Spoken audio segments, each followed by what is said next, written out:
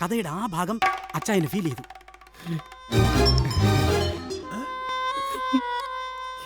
അച്ഛാ, യഥാർത്ഥ ഫീല് 8ാമത്തെ സീൻ മുതലാണ് തുടങ്ങുന്നത്.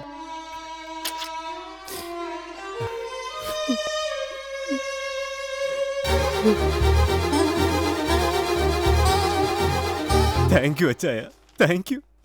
കണ്ട, തുടക്കത്തിൽ തന്നെ ഷേക്ക് ഹാൻഡ് കിട്ടുന്നത് കണ്ട. ഇങ്ങനെ കഥ പറഞ്ഞ് ഇഞ്ചിഞ്ചായി കൊല്ലുന്നതിന് പകരം നീ എന്നെ ഒറ്റയടിക്കങ്ങ് കൊല്ലടാ. മേലാൽ ഈ മാതിരി കഥകളോടെ പടി കടന്നു പോരും. നിന്റെ കൈ ഞാൻ വെട്ടും. അയ്യോ അച്ഛൻ, എന്റെ കഥയുടെ ഡെപ്ത് മനസ്സിലാവാത്തോണ്ടാ.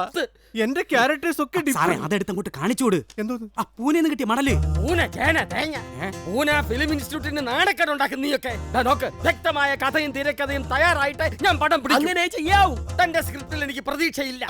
തനിക്ക് ഈ പണി നല്ലതല്ല, അറിയില്ല. ഇടോ നോക്ക്, ആധാരം എഴുത്തല്ല തിരക്കഥ രചന. തനിക്ക് ഭാവനയില്ല, ജീവിത അനുഭവവും ഇല്ല. നമുക്ക് വേറെ കഥ നോക്കാം. കൺട്രോളറെ, താനിതിൽ ഇടപെടണ്ട.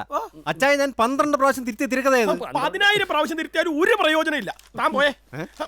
രാവിലെ അച്ചായന്റെ 3 മണിക്കൂറാണ് തൊലച്ചത്. ചില പാലം നടത്തിയിട്ടില്ല. ലൂക്കോസേ, എനിക്ക് വല്ലോ വിളമ്പി വെക്കടാ.